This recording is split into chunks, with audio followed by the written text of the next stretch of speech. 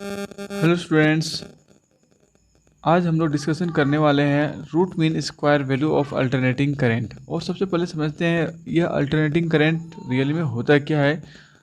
The alternating current and voltage are generally measured and specified in terms of their RMS values.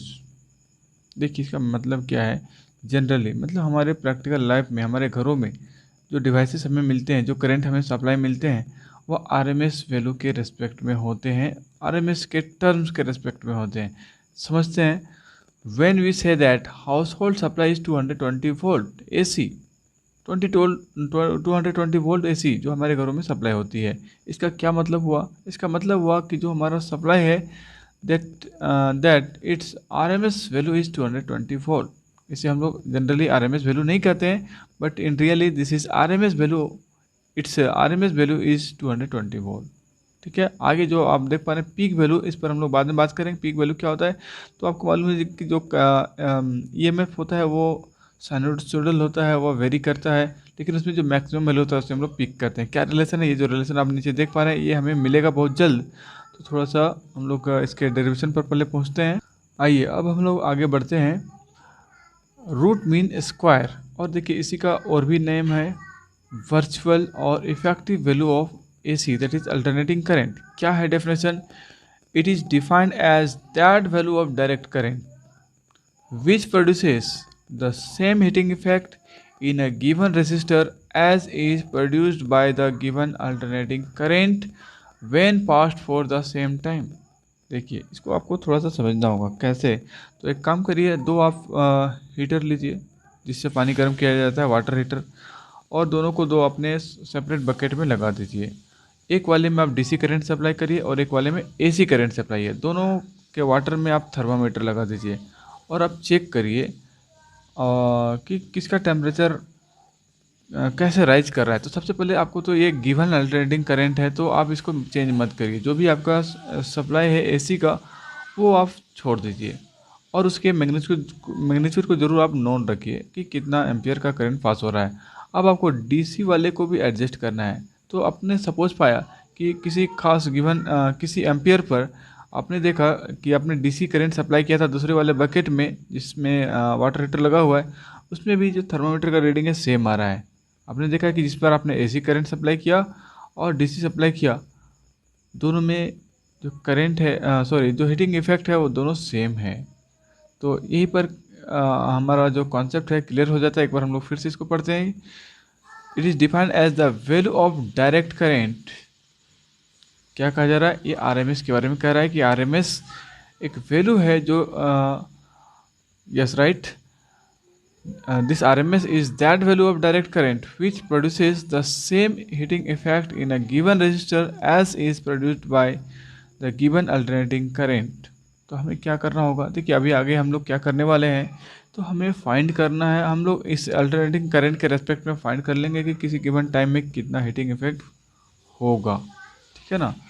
तो okay right. तो इस पर हम लोग आगे वर्क करते हैं, बढ़ते हैं। It is denoted as RMS, root mean square value, V for virtual, EFF that is effective। चलिए, so relation between effective and peak value of AC क्या होता है, तो आपको बहुत अच्छी तरह से मालूम है। I equal to I naught sine omega T. यहाँ पर बात नहीं करना हमें। B pass through a circuit of resistance capital R, then the amount of heat produced in a small time dt will be। Heat का formula आपने ज़रूर पढ़ा है 10th क्लास में भी और 12th क्लास में भी आपने ज़रूर पढ़ लिया है। तो वहाँ से हमें मिलता है H heat that is equal to I square R T, और स्मॉल टाइम के लिए जो हीट होगा वह हीट भी कम होगा और इसे हम लोग कहेंगे डी एच फॉर्मूला है। और आगे हम लोग बढ़ते हैं। If T is the time period of A C then heat produce in one complete cycle will be. One complete cycle में कितना हीट प्रोड्यूस होगा उसे हम फाइंड करेंगे। सो इट इज़, हमें क्या करना होगा, इंटीग्रेट करना होगा और इंटरवल टाइम का होगा 0 to capital T that is the time period. आगे हम लोग बढ़ते हैं। अब है let I effective be the effective value of A C, then heat produced in time T must be. कहता है कि ये जो करंट है वह अगर इफ़ेक्टिव वैल्यू है, एसी का इफ़ेक्टिव वैल्यू है, तो कहता है ये जो हीटिंग इफ़ेक्ट है, ये जो हीट का एक्सप्रेशन है वह इस तरह से होगा। अगर यह आई इफ़ेक्टिव वैल्यू है तब यह एक्सप्रेशन इस ढंग से होगा। हम यहाँ पर लिखेंगे आई स्क्वायर इफ़ेक्टिव आर टी। अब आगे हम लोग बढ़ते हैं। इसका कहने का ये मतलब हुआ कि ये दोनों आपस में इक्वल हैं। Left hand side H H आप देख पा रहे हैं, तो राइट हैंड साइड भी इक्वल होंगे। इक्वेट हमने कर दिया। इक्वेट करने के बाद आपको ये नज़र आया। अब आगे देखिए हमें क्या करना है, हमें फाइंड करना है ये आई इफ़ेक्टिव। ये आई इफेक्टिव ही फाइंड करना, जिसे आई आर एम एस भी हम लोग कहते हैं। और आपको आई आर एम एस क्यों कहा जाता है वो दिखाई भी पड़ेगा। आई वर्चुअल भी इसी को कहते हैं। ये हमें फाइंड करना। अब कैसे फाइंड करेंगे, तो इस वाले पार्ट को इंटीग्रेट करेंगे, आई का वैल्यू पुट करेंगे, ये आर को इस आर के साथ कैंसिल कर देंगे। ऐसा कुछ करना है। तो देखिए आप देख पा रहे हैं I square effective that is equal to 1/t। T कहाँ से आया, तो ये लेफ्ट हैंड वाला नीचे चला गया, और एक आई स्क्वायर ऑलरेडी था वो है बना हुआ, ये आर इस आर के साथ कैंसिल होकर ख़त्म हो गया। अब हमारा काम रह गया इस आई का वैल्यू पुट करना, और इंटीग्रेशन का जो भी रूल रेगुलेशन उसे हम लोग करते हुए आगे बढ़ेंगे। अब देखिए, अब सबसे पहले जो ये आपका टी है ये तो कांस्टेंट है, इस पर आपको कुछ नहीं करना है। हमें जो भी करना है इंटीग्रेशन के इस वाले पार्ट में आई स्क्वायर डी टी। अब देखिए ये है क्या, but 1/t in the integrate form I square dt is the mean of the square of the instantaneous value of AC over one complete cycle। Complete cycle देखिए 0 to t, one complete cycle है, time period है, और इसे कहा गया है mean square of the instantaneous value of AC। आपको समझ में आ रहा होगा, ये जो स्क्वायर है इसे अगर आप कहेंगे करंट का वेरिएशन 0 से है, तो 0 plus 1 square plus 2 square plus 3 square plus 4 square plus 5 square, फिर घटेगा, फिर होगा -4 स्क्वायर -3 स्क्वायर प्लस, ऐसे करते करते, और डिवाइडेड बाय टाइम, कितने समय में ऐसा हुआ। तो आपको मिलेगा जो वैल्यू मिलेगा that is called mean of the square of the instantaneous value of AC। कितने समय में, तो टाइम पीरियड t लगा हुआ है। अब देखिए ये तो एक जनरल सी बात है जिसे हमें समझना था। हमारा एम है इस आई इफेक्टिव को फाइंड करना। क्या करना है, तो ये आप जो देख पा रहे हैं वो चीज़ आपको यहाँ पर भी नज़र आ गया। अब देखिए, अब आपको देखना है ये जो आई इफेक्टिव जिसे हम लोग IRMS कहते हैं, आपको समझ में आएगा कि क्यों यहाँ पर इसे RMS कहा गया है। तो आप फॉर्मूला जो देख पा रहे हैं दिस इज़ रूट लगा हुआ है, रूट, और इसको आपने बोला mean square value. So this is called IRMS, root mean square. Okay, अब ठीक है, तो आगे हम लोग बढ़ते हैं। सबसे पहले एक बार मैं आपको फिर से बताता हूँ कि हमने सीधे जंप किया है यहाँ से यहाँ। ये जो स्क्वायर है उसको राइट हैंड साइड में ले जाने के बाद ये जो मैथमेटिक्स रूल है आप सभी को मालूम है, स्क्वायर रूट हो जाएगा, और जिसकी वजह से इसे रूट मीन स्क्वायर कहा गया। और जबकि ये सिर्फ आपका क्या है, ये तो सिर्फ आपका मीन ऑफ द स्क्वायर्स है, इसे हमने स्क्वायर डाल करके रूट मीन स्क्वायर भी बना दिया। चलिए, अब जैसे कि आपको मालूम है ये आई का जो वैल्यू होता है that is I naught sine omega T. Square लगा हुआ है तो I naught square sine square omega T होगा। यहाँ पर कोई भी प्रॉब्लम नहीं है। और हम क्या करना चाह रहे हैं, तो हमारा देखिए एम क्या होगा, हमें IRMS या आई इफेक्टिव फाइंड करना है। ये जो टी है ये तो कॉन्स्टेंट है, कुछ नहीं होगा। हमें क्या करना है, इस वाले में जो भी वैल्यू होगा, ये जो पार्ट आप देख पा रहे हैं इस वाले को, जो इंटीग्रेशन का पार्ट है, आई का वैल्यू बैठाने के बाद इंटीग्रेट करेंगे और फिर से ला करके यहाँ पुट कर देंगे, और जो भी रिजल्ट होगा that will be I effective value of AC। तो हम लोग ऐसा ही करेंगे। तो हम लोग लेकर चल रहे हैं I square D T integration from 0 to time period t। हमने बैठा दिया ये वैल्यू आई का। और देखिए थोड़ा सा यहाँ पर एक लाइन आपको ध्यान रखना है, जो साइन स्क्वायर ओमेगा टी है ये एक फार्मूला है कैलकुलस में, आपको सॉरी ट्रिग्नोमेट्री का फार्मूला है, जहाँ से आपको ये चेंज आया हुआ दिखाई पड़ रहा है। बायो वाले को थोड़ा सा होगा, लेकिन आप अगर ट्रिग्नोमेट्री का फार्मूला किसी भी बुक से देख लेंगे तो आपको कोई समस्या नहीं होगी, और मैथ्स वाले को तो जानना मस्ट है। तो ये जो साइन स्क्वायर ओमेगा टी है ये आया हुआ है यहाँ से, ये डेवलप हुआ 1 minus cos 2 omega T divided by 2। ठीक है, जैसा कि आपको बुक में फॉर्मूला मिलेगा 2 sine square omega T that is equal to 1 minus cos 2 omega T, ऐसा करके आपको दिखाई पड़ेगा। तो ये जो 2 है उसको आप डिवाइड कर देंगे, साइन स्क्वायर ओमेगा टी आप निकालना चाहते हैं तो ये बन जाता है 1 minus cos 2 omega T divided by 2। एक छोटा सा काम आप कर लीजिए, फॉर्मूला को मेमोराइज करिए। अब आगे देखिए, अब हमारा जो जनरल कैलकुलस का रूल रेगुलेशन है वो हम फॉलो करना शुरू करेंगे। यहाँ पर दो टर्म है, एक है 1 फिर माइनस लगा करके cos 2 ओमेगा टी। इस 2 वाले को तो आप बाहर निकाल दीजिए खींच करके, ये बाहर निकाल दिया हमने। अब हमारे पास दो है, एक है ये 1 है और एक है माइनस cos 2 ओमेगा टी। दोनों को इंटीग्रेट करेंगे टाइम के साथ, तो ये वाले में हमारा आ जाएगा टी। जैसा हमें मालूम है इंटीग्रेशन ऑफ डी एक्स का क्या होता है, एक्स होता है। इंटीग्रेशन ऑफ डी टी ये इसका क्या होगा, तो सीधे होगा टी। तो हमने यहाँ पर टी पुट कर दिया। और कॉस का इंटीग्रेशन क्या होता है, साइन होता है, अच्छी तरह मालूम है। कॉस 2 ओमेगा टी का इंटीग्रेशन हो जाएगा साइन 2 ओमेगा टी। माइनस नहीं होगा, प्लस ही रहेगा। और आपको अच्छी तरह से मालूम है ये जो जिसके रेस्पेक्ट में हम लोग इंटीग्रेट कर रहे होते हैं उसका जो भी कोफिशिएंट पार्ट होता है वो डिनोमिनेटर में चला जाता है। ये आप देख पा रहे हैं 2 ओमेगा, वह 2 ओमेगा नीचे चला आया, ठीक है, राइट। और ओके, ठीक है। यहाँ पर हमने बताया कि टाइम के साथ जो हमारा कोफिशिएंट है वो नीचे चलाएगा, और ये आप देख पा रहे हैं 2 ओमेगा यहाँ नीचे चला आया है। ये आपको नहीं ध्यान में रखना है कि ये जो वाला 2 यहाँ बचा हुआ है, ये 2 को तो हमने पहले यहाँ खींच के बाहर निकाल रखा है। ये 2 ओमेगा यहाँ पर पहुँचा हुआ है। आगे हम लोग बढ़ते हैं, नीचे आप देखिए। Okay, right. तो सबसे पहले देखिए इस कैपिटल टी को लिमिट को बैठाने का प्रयास हुआ है। इस टी पर बैठा दीजिए कैपिटल टी, आप देख पा रहे हैं ये बैठ गया है। उसके बाद माइनस साइन लगा दिया गया, इसके लिए अभी हम लोग वर्क कर रहे हैं। माइनस साइन लगाने के बाद जीरो बैठा दिया गया, ये जीरो भी हमने बैठा दिया। अब देखिए जो राइट हैंड साइड में ये sine 2 omega T by 2 omega बचा हुआ है, इसका इंटीग्रेशन कर इस पर लिमिट जो बैठाना भी हमारा शेष रह गया है।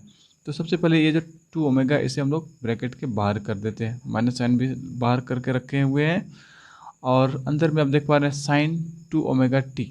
और 2 ओमेगा के जगह हम लोग क्या लिख सकते हैं, ओमेगा का क्या फॉर्मूला होता है, 2 पाई बाई टी। 2 एंड 2 क्या हो गया, 4 पाई बाई टी। अब इस पर आप लिमिट बैठा सकते हैं। एक बार आप बैठाएंगे टी तो टी कैंसिल होगा, बचेगा साइन 4 पाई। और एक बार बैठाएंगे जब जीरो तो ये हो जाएगा साइन जीरो। अब आगे देखिए क्या होता है। तो जैसा कि हमने आपको बतलाया, टी माइनस जीरो से जीरो को तो हटा दीजिए, -1/2 ओमेगा ब्रैकेट से बाहर हमने रखा था, साइन 4 पाई हो गया टी कैंसिल होने के बाद। और साइन जीरो का जैसा कि लोअर लिमिट जीरो है उसे हमने बैठा दिया। अब आगे देखिए, यस राइट, कोई भी ऐसा यहाँ पर और समस्या नहीं है। आई नोट स्क्वायर बाई 2 पहले से है। टी माइनस जीरो, थोड़ा सा मैं आपको समझाऊंगा कि सडनली ये तो टी आप देख पा रहे हैं ये दिखाई पड़ गया, बाकी सब कैसे जीरो हो गया, थोड़ा सा समझना है। साइन जीरो का वैल्यू क्या होता है, जीरो। साइन 4 पाई का वैल्यू क्या होता है, दिमाग में रिकॉल करिए। साइन 2 पाई का वैल्यू क्या होता है, जीरो। साइन 4 पाई का वैल्यू क्या होगा, जीरो। साइन 6 पाई का क्या होगा, अगेन जीरो। तो ये जो मल्टीपल है, आप तो 2 से मल्टीप्लाई करते चलिए तो आपको मिलेगा, या फिर 2 ऐड करते जाइए। जैसे आपको समझ में आ रहा होगा कि क्वाड्रेंट में कैसे आप लोग एंगल को समझते हैं। 4 पाई, 6 पाई, 8 पाई, 10 पाई, वह उसी पोजीशन पर आ रहा है जहाँ पर 0 डिग्री का होता है, और इनका भी वैल्यू 0 होता है। तो बोथ आर 0, तो total term is 0। So this is T minus 0।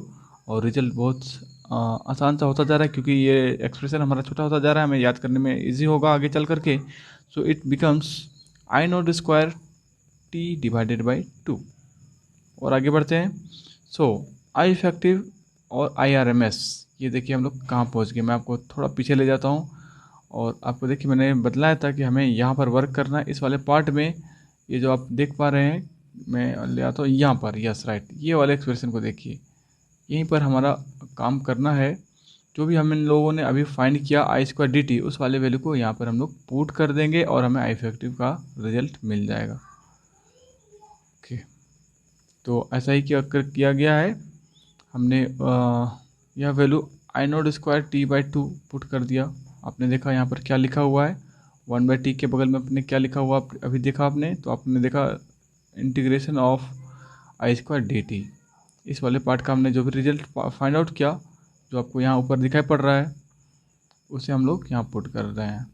और इस तरह से यह रिजल्ट आपके सामने है। या कैपिटल टी इसके साथ कैंसिल आउट हो जाएगा, और सिर्फ बच रहा आई नोट स्क्वायर और 2 ऑन विथ स्क्वायर रूट। और ये आई नोट स्क्वायर से आपको आई नोट बाहर आ जाएगा, स्क्वायर रूट से ये बाहर, और ये जो 2 है ये रह जाएगा शेष √2। तो आपका रिजल्ट आपके सामने है, फाइनल स्टेज में है हम लोग। and here I effective, that is also called IRMS, or it is also called I virtual, that is equal to 1/√2 into I not. याद करना थोड़ा सा भी डिफिकल्ट नहीं है, और इसी का जो वैल्यू होता है दैट इज़ 0 पॉइंट, आप पाई का वैल्यू बैठाएंगे, √2 का वैल्यू बैठाएंगे, तो √2 का वैल्यू बैठाने के बाद आपको जो रिजल्ट मिलेगा 0.707 आई नॉट। तो इस वाले को बेहतर होगा कि आप इसे याद करिए।